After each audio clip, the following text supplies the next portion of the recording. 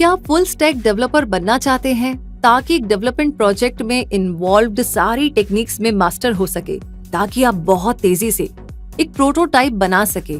Project की cost को reduce करना आपके हाथ में हो, रिक्वायरमेंट्स के बेस पर फ्रंट एंड और वेब एंड डेवलपमेंट के बीच में स्विच भी कर सके, न्यू एंड अपकमिंग टेक्नोलॉजीज के सारे एस्पेक्ट्स आसानी से समझ में आए और अच्छा सैलरी पैकेज एंजॉय कर पाए।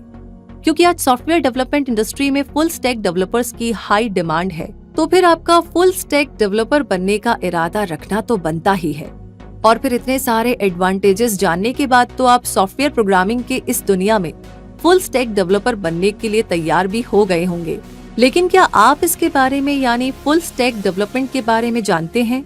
हो सकता है कि आपको इसके बारे में थोड़ी नॉलेज हो, लेकिन अगर आप इसके बारे में बिल्कुल भी नहीं जानते हैं तो आपको इस वीडियो के जरिए फुल स्टैक डेवलपमेंट को अच्छी तरीके से समझ लेना चाहिए, ताकि आपके करियर ऑप्शंस की लिस्ट में एक और ब्राइट और इंटरेस्टिंग करियर ऑप्शन जुड़ सके। तो चलिए आज इसी बारे में बात करते हैं और वीडियो को शुरू करते हैं। फुल स्टैक डेवलपमेंट में वेब एप्लीकेशंस के फ्रंट एंड यानी क्लाइंट साइड और बैक एंड यानी सर्वर साइड पोर्शंस का डेवलपमेंट शामिल होता है। और एक full stack web developer complete web application और वेबसाइट्स को डिजाइन करने की एबिलिटी रखता है, क्योंकि वो वेब एप्लीकेशन या वेबसाइट के front and back and database और डीबगिंग पर काम करता है।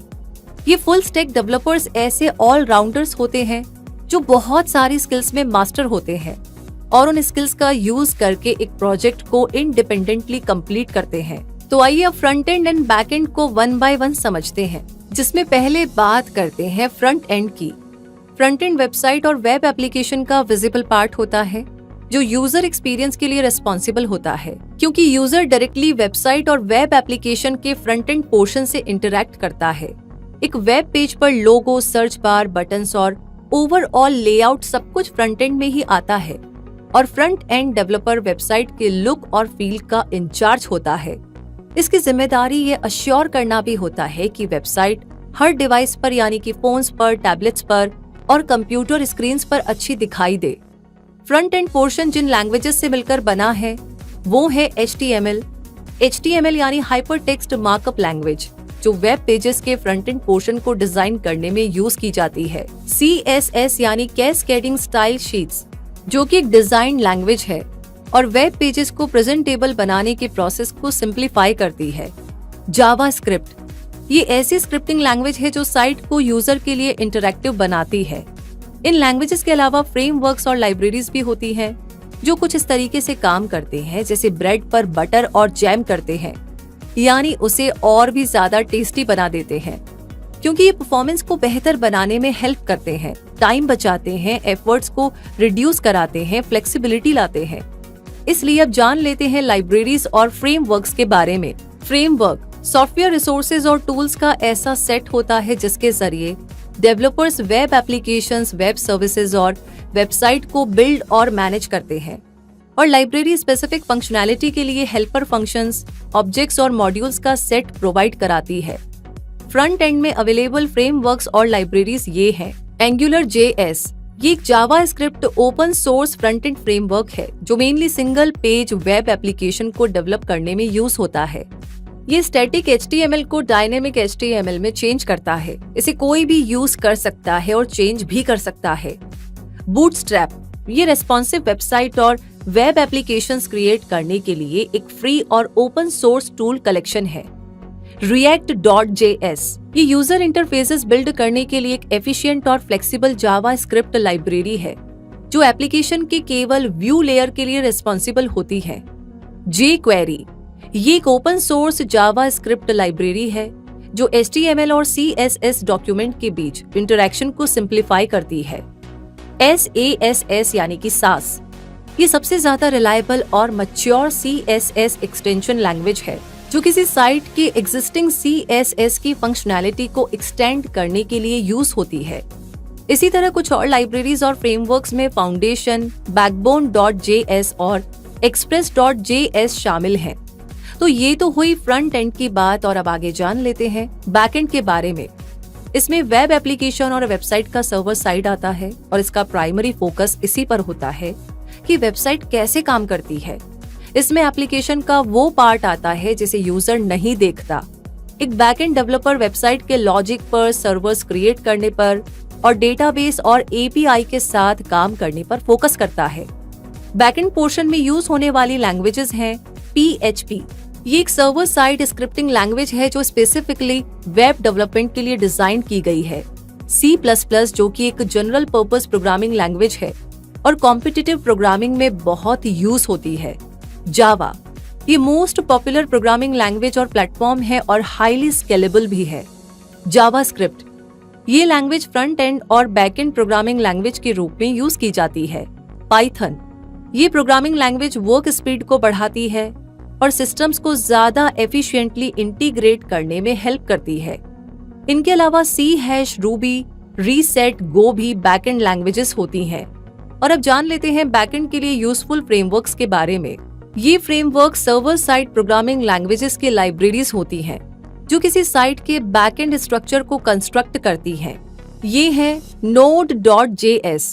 ये एक ओपन सोर्स सर्वर एनवायरनमेंट है जो बहुत से प्लेटफॉर्म पर रन करता है और ये सर्वर पर जावा स्क्रिप्ट का यूज करता है। ये ना तो एक फ्रेमवर्क है और ना ही एक प्रोग्रामिंग लैंग्वेज। ये बहुत से जावा स्क्रिप्ट मॉड्यूल्स की रिच लाइब्रेरी भी प्रोवाइड कराता है जो वेब एप्लीकेशंस के डेवलपमेंट को सिंप्लीफाई करता है। Express.js, ये एक flexible Node.js web application framework है जो वेब और मोबाइल एप्लीकेशंस के लिए फीचर्स का एक स्ट्रॉन्ग सेट प्रोवाइड कराता है। और आगे है Laravel, ये टॉप PHP फ्रेमवर्क्स में से एक है जो डेटा के साथ साथ यूजर्स को भी एनहेंस्ड सिक्योरिटी ऑफर करता है। अब जानते हैं डेटाबेस के बारे में, क्योंकि हमने इस वीडियो में पहले ये जाना है कि एक full stack developer front end back and database और डीबगिंग पर काम करता है। और इनमें से फ्रंट एंड और बैक एंड के बारे में तो हम बात कर ही चुके हैं। तो अब आई ना बारी डेटाबेस को समझने की, तो आइए इसे भी जान लेते हैं।